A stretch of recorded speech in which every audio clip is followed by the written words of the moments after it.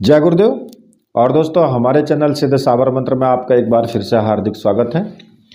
और देखिए, आज आपको मैं बताने जा रहा हूँ कि संत कौन होता है, संत कैसे होते हैं और कैसा होना चाहिए, कौन है संत।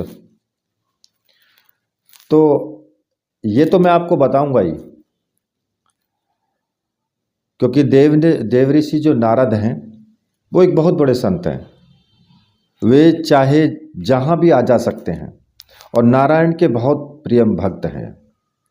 लेकिन एक बार उनके मन में ये जानने की इच्छा पैदा हुई कि आखिर संत कैसा होता है। वे भगवान श्री कृष्ण के पास गए और अपनी जिज्ञासा उनको बताई। उन्होंने बोले कि भगवान, मेरी शंका का समाधान करो। श्री कृष्ण ने कहा कि नारद जी, आप, उन्होंने नाम बताया किसी व्यक्ति का कि भाई आप अमुक व्यक्ति के घर जाओ और उनकी जो पत्नी गर्भवती है, उनके घर बच्चा पैदा होने वाला है। जब बच्चा पैदा हो तो तुम उस बच्चे से ये सवाल पूछना, तो वो सब तुम्हें बता देगा। नारद जी उसके घर पहुँचे, उनसे मिले और बोले कि तुम्हारे घर बच्चा पैदा होने वाला है, मैं उससे मिलना चाहता हूँ। जब तक बच्चा पैदा ना हो मैं यही इंतजार करूँगा। अगले दिन बच्चे ने जन्म लिया। नारद जी खुश हो गए, बच्चे के पास गए और अपना प्रश्न उन्होंने रखा कि संत कौन है। अब भगवत कृपा से बच्चे ने नारद जी का प्रश्न सुना और बहुत जोर से वो हंसने लगा। ये देख करके नारद जी हैरान हुए। वे सोचने लगे कि बच्चा कुछ ही घंटों का है और ये मेरा प्रश्न सुनकर खिलखिलाकर हंस रहा है। आश्चर्य की बात है, क्या कुछ गलत पूछा? क्या इसने मुझे पागल समझा है? लेकिन यह तो बच्चा है, इसे दुनिया की चीजों का क्या पता। और फिर नारद जी ने देखा कि बच्चे की रंगत बदल रही है, बच्चे की हंसी खत्म हो रही है, वो चुप होता जा रहा है। नारद ने फिर पूछा, मेरे प्रश्न का उत्तर तो अभी बाकी है, उत्तर तो देते जाओ। बच्चे ने कहा कि उसने भी कुछ बताया कि भाई फलाने व्यक्ति का नाम, कि अमुक ब्राह्मण के घर गाय का बछड़ा पैदा होने वाला है और तुम्हारे प्रश्न का जो उत्तर है वो बछड़ा ही देगा। अब वह सब कुछ जानता है। और यह कहते कहते बच्चे ने प्राण त्याग दिए। ये देख करके नारद जी हैरान हुए कि जब मेरे प्रश्न का उत्तर एक मानव नहीं दे सका तो एक बछड़ा का कैसे देगा। नारद जी निराश हुए, ब्राह्मण के घर गए। अब बछड़े ने जन्म लिया, उसने होश संभाली तो नारद जी ने उससे अपना प्रश्न पूछा कि संत कैसा होना चाहिए, संत कैसा होता है। बछड़े ने ध्यान से नारद जी का प्रश्न सुना और मनुष्य की आवाज में बछड़ा हंस दिया।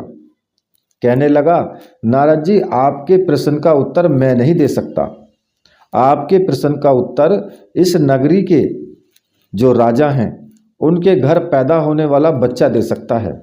और ये कहते कहते बछड़े ने भी प्राण त्याग दिए। अब नारद जी बहुत हैरान हुए। वे सोचने लगे कि पहले उस बच्चे ने मेरे प्रश्न का उत्तर नहीं दिया, ब्राह्मण की गाय के बछड़े ने मेरे प्रश्न का उत्तर नहीं दिया, दोनों ही मेरे प्रश्न का उत्तर देने से पहले ही मर गए। अब भला राजा का पुत्र क्या उत्तर देगा? कहीं वह भी मर गया तो मेरा प्रश्न अधूरा ही रह जाएगा, कभी उत्तर नहीं पा सकूंगा। फिर भी नारद जी राजा के घर पहुंचे। वाकई राजा के घर संतान पैदा होने वाली थी। नारद जी वहीं रुक गए। आखिर राजा के घर बेटे ने जन्म लिया। अब जो नारद जी थे वो उस बच्चे के पास गए, अपना वही प्रश्न फिर उनके सामने रख दिया कि संत कैसा होना चाहिए, संत कैसा होता है। प्रश्न राजा भी सुन रहा था, सोच रहा था कि नारद जी के प्रश्न का उत्तर भला ये बच्चा कैसे दे सकता है।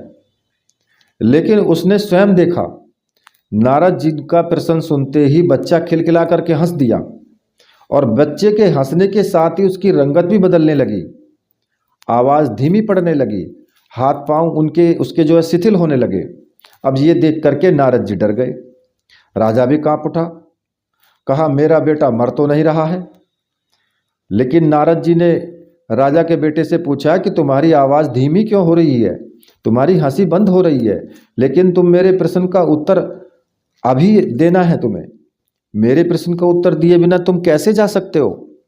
बच्चे ने कहा, नारद जी, संत ऐसा ही होना चाहिए जैसे आप हैं, निर्मल और निश्चल, जिसके दर्शन मात्र से देह से छूटते ही मोक्ष मिल जाए, जिसे देखते ही सारे विकार समाप्त हो जाएं, पाप मिट जाए, दुनिया बदल जाए, जन्म जन्म के बंधन छूट जाए, नरक से स्वर्ग मिल जाए, वैकुंठ मिल जाए। आपके दर्शन मात्र से ही मैं मृत्युलोक से स्वर्गलोक जा रहा हूँ। इससे पहले मैं ही बच्चे के रूप में जन्मा था, वहाँ मैंने आपके दर्शन किए, मैंने प्राण छोड़ दिए। फिर बछड़े के रूप में जन्म लिया, आपके दर्शन किए, फिर वो योनि भी वहीं पर समाप्त हुई। फिर राजा के घर में जन्मा, अब आपके दर्शन से मैं इस मृत्युलोक से विदा हो रहा हूँ, वैकुंठ जा रहा हूँ मैं। पिछले जन्म सभी मेरे ही थे, आपके दर्शन से सभी छूट गए, उनसे मुक्ति मिली मुझे।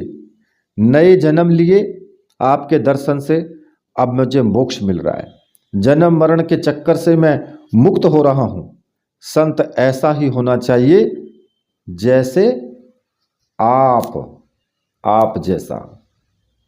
तो कहने का मतलब, इस कहानी का सारांश तो आप समझ ही गए होंगे कि संत कैसा होना चाहिए। संत वास्तव में वही संत होता है। ठीक है, तो देखिए, ये कहानी सुनाने का उद्देश्य मेरा सिर्फ इतना था कि आप लोगों के अंदर एक संत कैसा है, उसके अंदर निर्मलता होनी चाहिए, निश्चल होना चाहिए वो।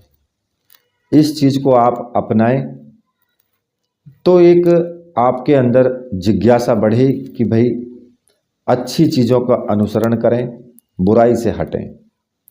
इसलिए मैंने आज आपको यह कहानी सुनाई है। इसी के साथ मैं वीडियो को अब यहीं समाप्त करता हूँ। मेरे साथ बोलिए बोलिए वीर बजरंग बली हनुमान जी महाराज की जय।